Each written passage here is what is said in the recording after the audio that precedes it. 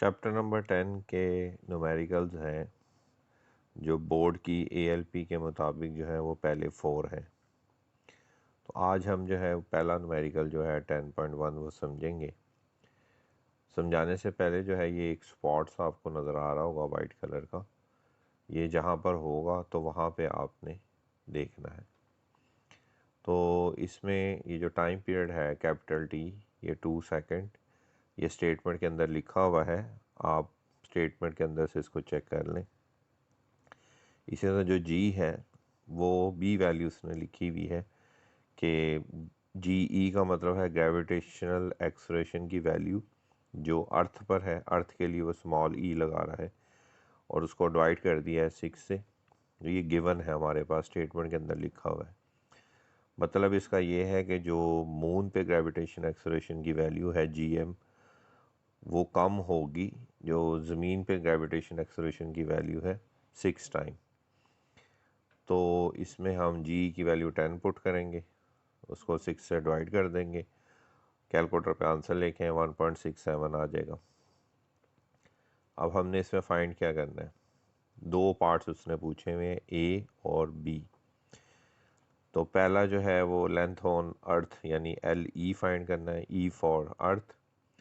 और दूसरा पार्ट जो है बी पार्ट, उसमें एल एम यानी कि लेंथ ऑन मून फाइंड करना है।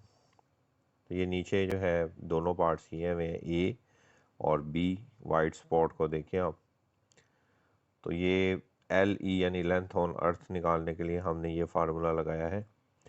और इसमें जी जो है ग्रेविटेशन एक्सलेरेशन है जो हमने नीचे 10 पुट कर दिया है। स्पॉट को देखें, कैपिटल जो टी है उसकी वैल्यू हमने 2 पुट कर दी है और इसी तरह 4 उसी तरह आ जाएगा। और जो पाई की वैल्यू है वो 3.14 और उसका स्केयर, क्योंकि फार्मूले में स्केयर है इसलिए इसके ऊपर भी स्केयर आएगा। तो अगर हम इसको सॉल्व कर दें तो ये हमारे पास 1.02 आंसर आ जाएगा और 7 मीटर उसके यूनिट है।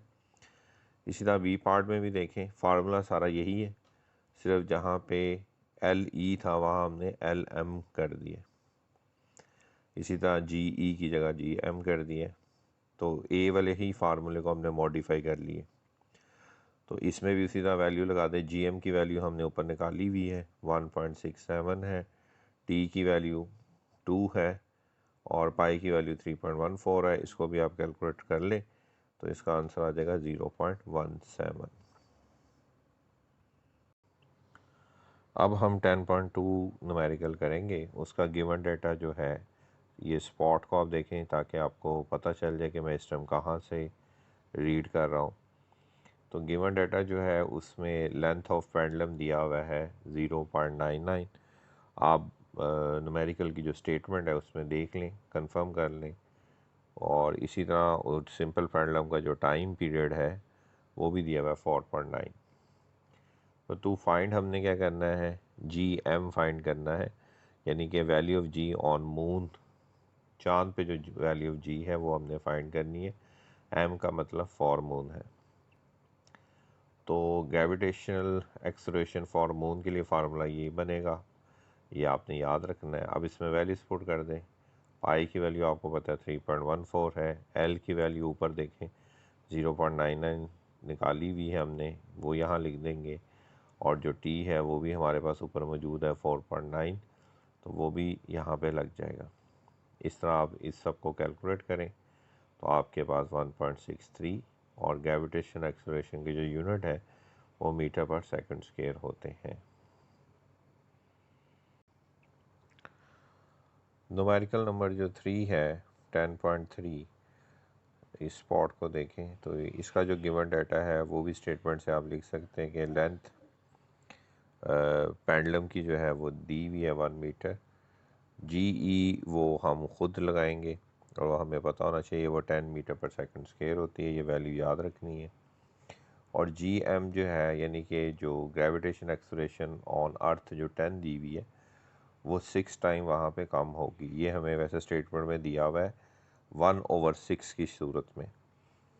तो जब हम इसको 10 पर डिवाइड करेंगे तो ये 1.66 आ जाएगा। उसके बाद जो है हमने इसमें दो चीज़ें फाइंड करनी है। एक टाइम पीरियड हमने अर्थ पे फाइंड करना है और बी पार्ट टाइम पीरियड हमने मून पे फाइंड करना है। तो ये नीचे ए और बी पार्ट हम सॉल्व करेंगे। दोनों के फार्मूले एक जैसे ही हैं, सिर्फ फ़र्क क्या है कि यहाँ पे टी के नीचे ई फॉर अर्थ है, उसके नीचे टी के नीचे एम है यानी फॉर मून। इसी तरह जी के नीचे ई है, उधर जी के नीचे एम है, बस यही इन दोनों में चेंजिंग है। अब हम क्या करेंगे कि इसमें ए पार्ट में वैल्यूज पुट कर देंगे। स्पॉट को देखें, पाई की जगह पे 3.14, एल की जगह पे 1 और जी ई की वैल्यू 10, ये हमने ऊपर गिवन डाटा में लिखी थी। इन सबको कैलकुलेट कर लें तो आंसर आपके पास 1.98 आएगा। राउंड ऑफ कर लें तो 2 बन जाएगा। बुक में आंसर वैसे 2 लिखा हुआ है। इसी तरह टाइम पीरियड फॉर मून के लिए जो है ये बी पार्ट देखें, इसमें भी वैल्यूज पुट कर दें। पाई की जगह 3.14, एल की जगह पे 1 और जी एम जो है वो हमने पहले कैलकुलेट करके रखा हुआ है, वो है 1.68। अगर ये आप देखें तो ये देखें जी एम जो है ये हमने कैलकुलेट किया हुआ था। तो इसको पुट करें सारी वैल्यूज़ को कैलकुलेटर के अंदर और फिर आंसर जो आपके पास क्या आ जाएगा, 4.9 आ जाएगा। 10.4 न्यूमेरिकल है, उसमें भी गिवन डाटा में हमें टाइम पीरियड जो है वो दिया हुआ है 2 सेकेंड। जी की वैल्यू हमें वैसे ही पता होनी चाहिए, ये 10 है और हमने लेंथ ऑफ पेंडुलम निकालनी है। ये लेंथ ऑफ पेंडुलम का फार्मूला है। इसमें जी की वैल्यू आप 10 पुट करें, टी की वैल्यू 2 आ जाएगी। ऊपर देखें गिवन डाटा में लिखी हुई है और पाई की वैल्यू 3.14 है। सारा कैलकुलेटर पे हल करें तो ये 1.02 मीटर इसका आंसर आ जाएगा।